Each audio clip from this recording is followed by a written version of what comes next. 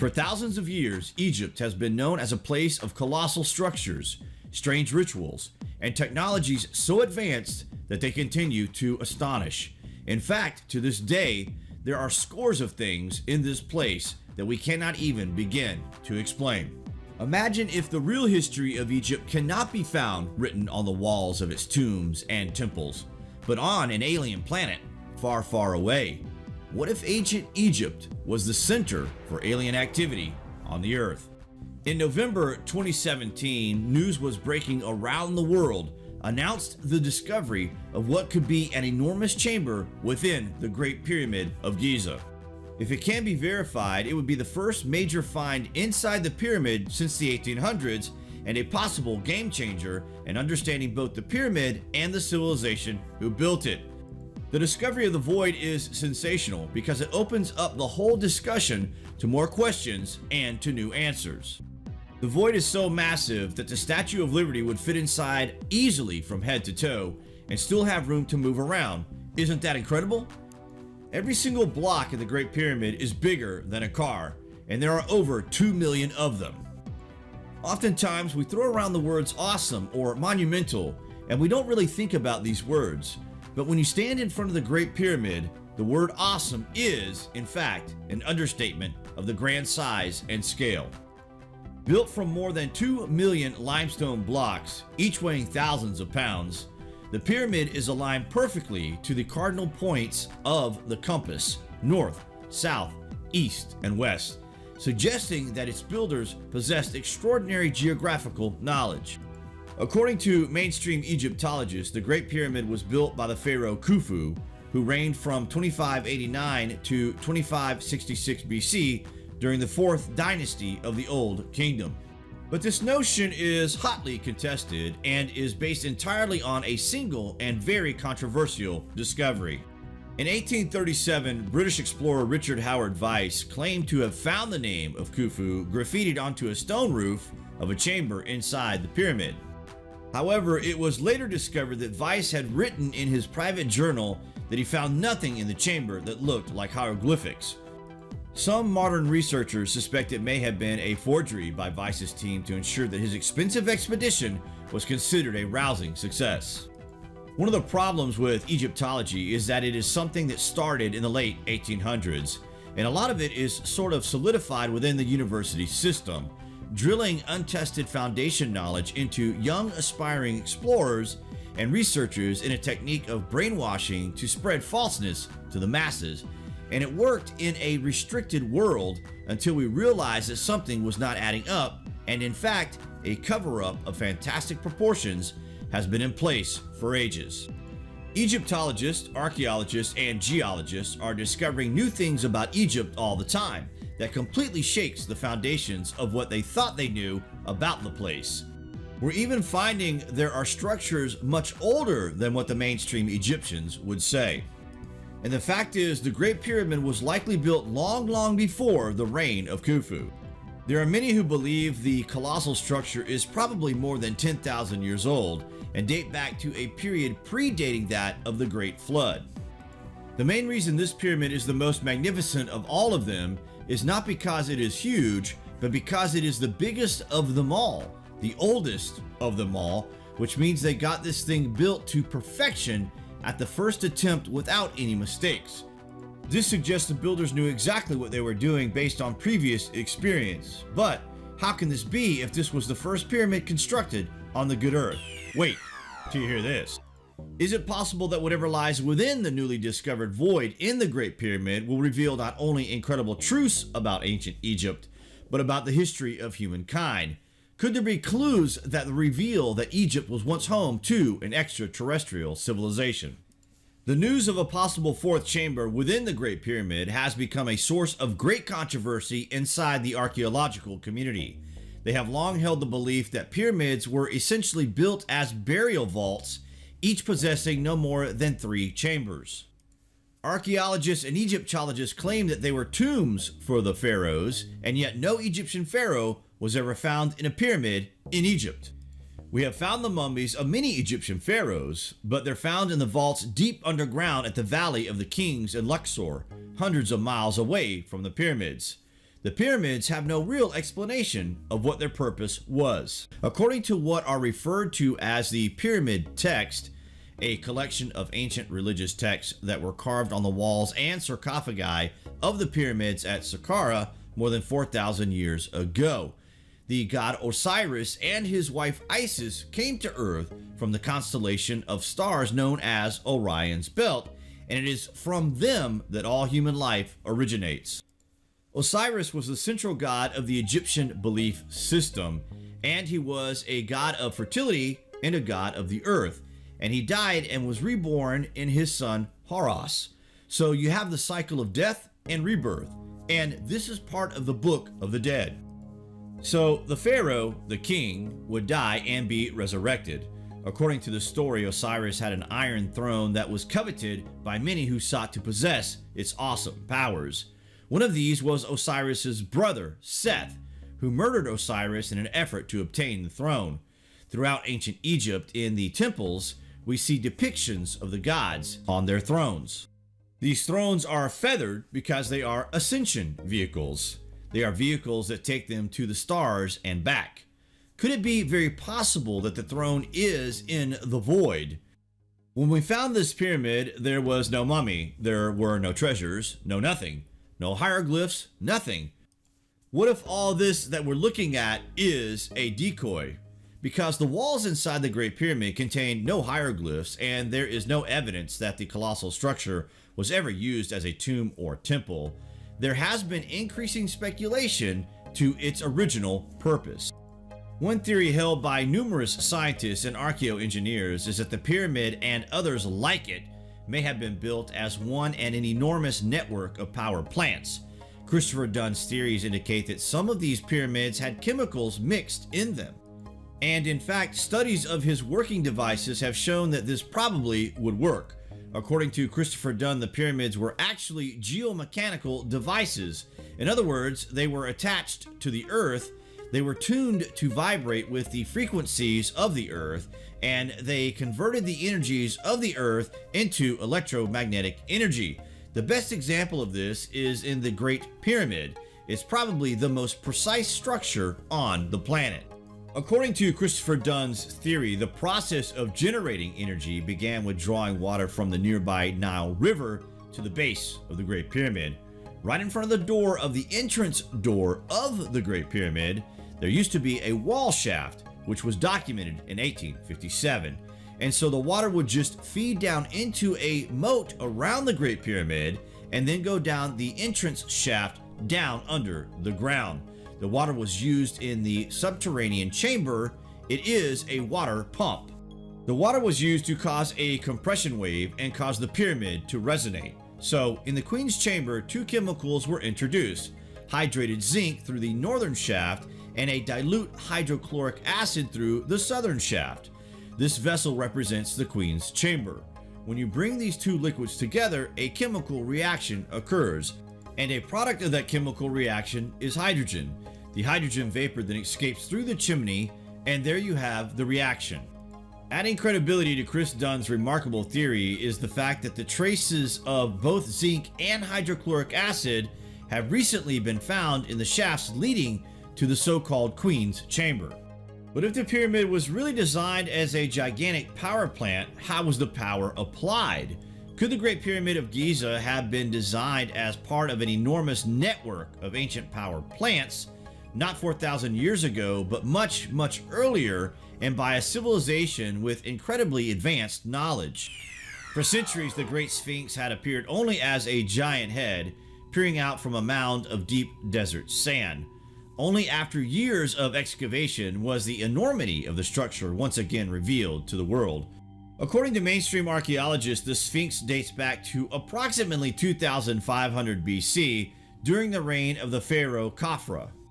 But in recent years, that information has been challenged by new research, which suggests that the Sphinx could be much, much older and probably more than 10,000 years old. Carved in rock and located between the paws of the Sphinx is an ancient inscription known as the Dream Stela. The Stela writing tells us about a time when the gods still mingled with human beings. The ancient Egyptians were very clear in this. Another part of the inscription in which the Sphinx tells Thutmose that once dug out from the sand, the earth and everything illuminated by the flashing eye of the Lord of all would be his. Now, the amazing thing about this is that we are learning of what's called the flashing eye of the Lord. What is the flashing eye of the Lord? This sounds like some kind of technology that is in communication with the Sphinx, or perhaps challenged by the Sphinx, that could ensure the prosperity of Thutmose IV.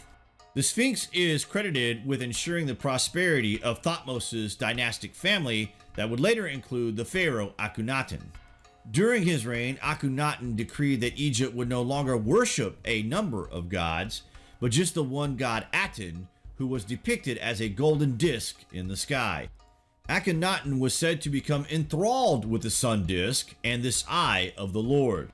Is it possible that the eye of the Lord and the Aten disk are one and the same, and that they are, in fact, some kind of UFO spaceship that's hovering over Egypt as an eye in the sky and is guiding Egyptian civilization?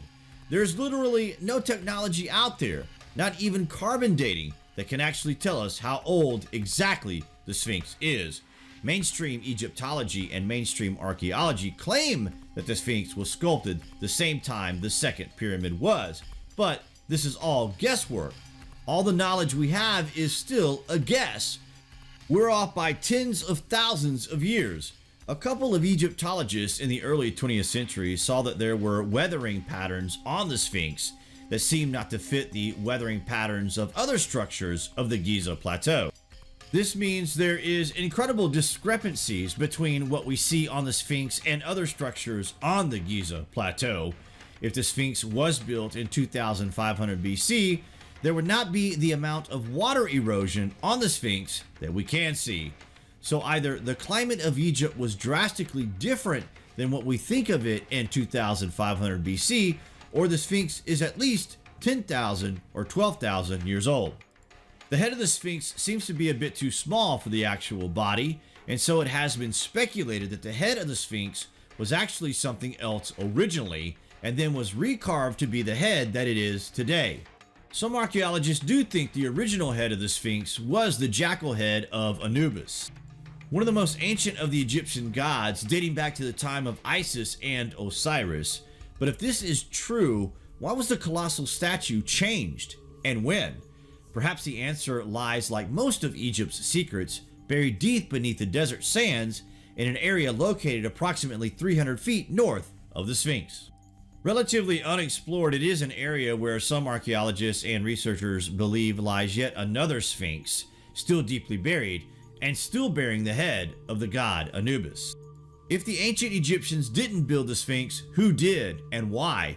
Could it have been used by a civilization far advanced from the one later depicted on the walls of Egypt's tombs and temples, a civilization whose origins were, as numerous ancient Egyptian texts suggest, not of this world? Edgar Cayce had a profound vision while in a self-induced trance. He sees himself as a high priest in ancient Egypt, a priest who was directly associated with the building of the Sphinx. According to Cayce's vision, this occurred not in 2500 BC, but 8,000 years earlier. One of the greatest sources for information on the older civilization of Egypt is Edgar Cayce. He is known as the Sleeping Prophet, an American psychic of great repute and note. He refers on one occasion to the date of 10,390 BC, when he tells us not only was this a time that the Great Sphinx of Giza was created, but also tells us that the records of some previous civilization that had existed on Atlantis were buried within this. According to the great philosopher Plato, who wrote about it in the 4th century BC, Atlantis was an island in the Atlantic that was home to a highly advanced civilization, but was wiped out by a great flood. In his vision, Edgar Cayce believed he saw under the right paw of the Sphinx a chamber that holds a hall of records from the lost civilization of Atlantis.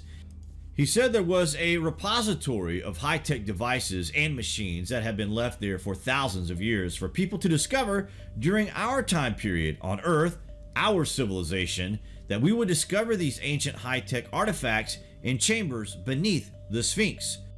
Based on Plato's writings, Atlantis would have existed approximately 12,000 years ago. This matches up with the time period with the Giza pyramids, and the Sphinx were aligned with the constellation of both Orion and Leo. Some researchers also suggest this was the same era that was described in ancient writings as Egypt's so-called Golden Age, or Zep Tepi, a time in Egyptian history when the god Osiris had come down to earth from the stars. There are accounts from the walls of different temples that tell of an earlier age of activity, and it was said that this was when the gods themselves actually enter into Egypt and create everything that becomes a part of the later Egyptian civilization. They created the first enclosure, the first temple, and various other strange structures, which suggest some from a high technology and suggest that an advanced culture existed and thrived there, although there are many who dismissed Edgar Cayce's incredible vision as a mere hallucination. What Cayce envisioned was indeed discovered, one behind the head of the Sphinx and another directly below.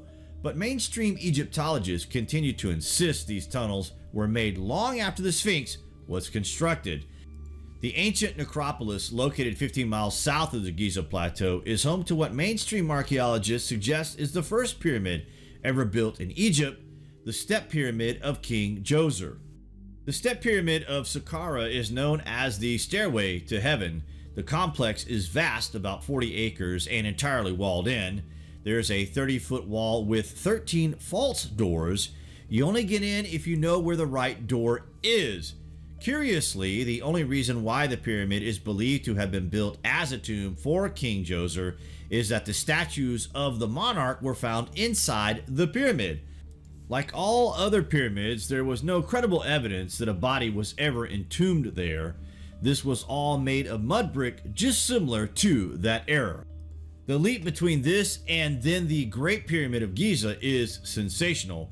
In recent years, the conventional notion that the Step Pyramid was built only 80 years earlier than the Great Pyramid of Giza has been challenged.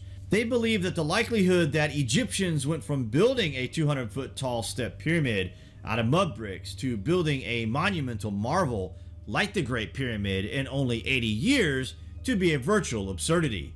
They also believe that the mathematical precision of the Great Pyramid's construction, coupled with its precise alignment, not only with regard to Earth's cardinal direction, but also the Orion constellation, is proof that it was built by a highly advanced civilization. One of the things you find, for example, is that if you take the geodetic location of the Great Pyramid as a decimal degree, the Great Pyramid was most likely built more than 12,000 years ago, some 7,000 years before the building of the Step Pyramid, and sometime before the cataclysmic event known as the Great Flood. After the flood, the original function of the Great Pyramid as a power plant was long forgotten, along with all of mankind's other technological achievements, and that it would take a series of interventions by other extraterrestrial visitors to help humans rebuild the world they once knew. In the text that we can read about Djoser, a brilliant man named Imhotep is credited, who, by the way, came out of nowhere. He was the designer and engineer of that pyramid. What does Imhotep actually mean? Get this, it literally means, I come in peace.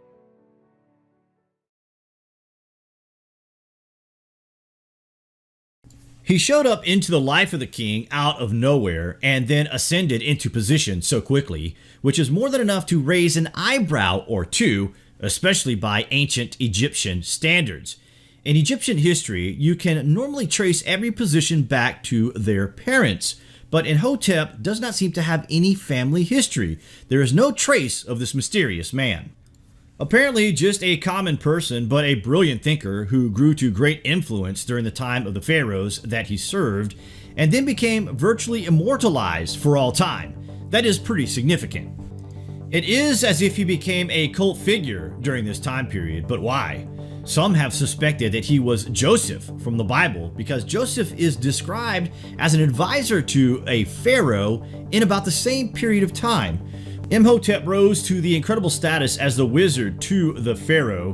There are great mysteries about who Imhotep was, where he came from, and one of the extraordinary texts tells us that his knowledge did in fact come from the stars.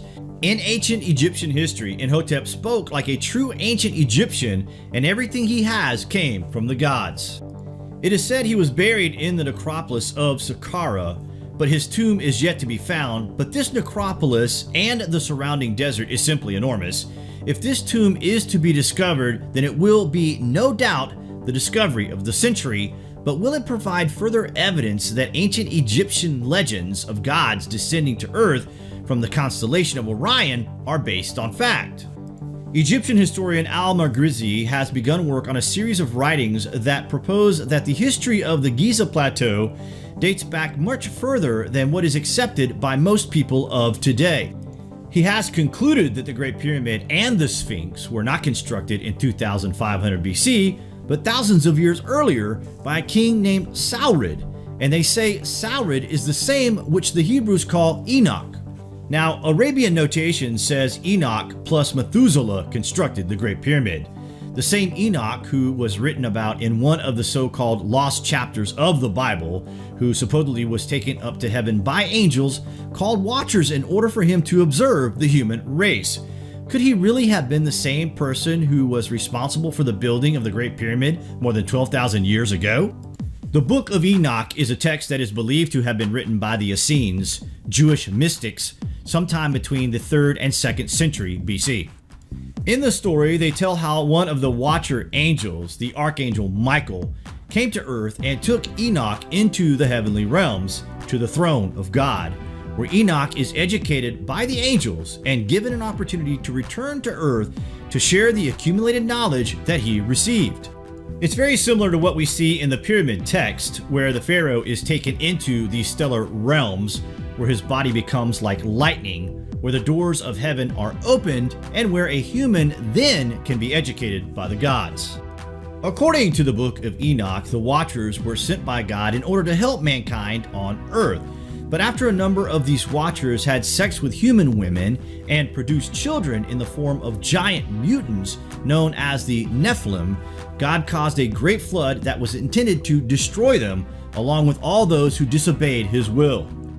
Our main knowledge of the Nephilim comes not just from the Bible, but also from the Book of Enoch, and also the so-called Book of Giants.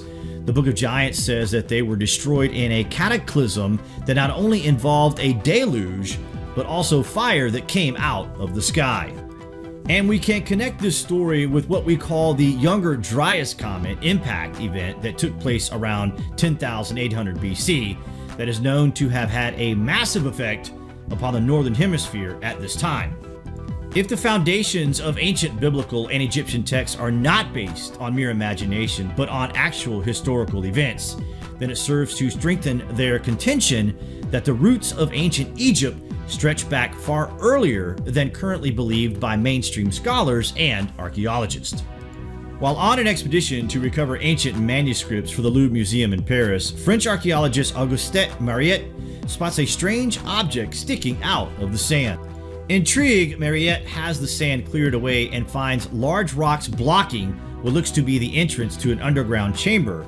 After using explosives to remove them, he gains entrance to a tomb complex also known as the Serapeum. Located deep beneath the desert surface lies a 700-foot-long passageway. There, located in a series of alcoves neatly carved out of the limestone rock, are 24 gigantic stone sarcophagi perfectly constructed from solid granite, and each weighing roughly 100 tons, the equivalent of 55 mid-size automobiles.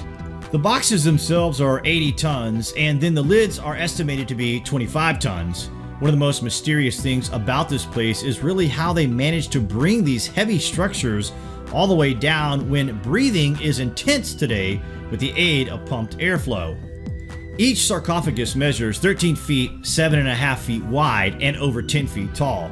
But just how the ancient Egyptians managed to transport these massive granite boxes remains unknown, as does their original intended purpose. It shouldn't be beyond our comprehension to understand these ancient places, but the fact is that we can't come up with a logical answer without incorporating ancient Egyptian history from the Golden Period and earlier to be actual records of actual historical events. We have so much left to rediscover in a world that is still recovering from the ancient cataclysm. What do you guys think of this anyway? Comments below, and as always, thank you for watching.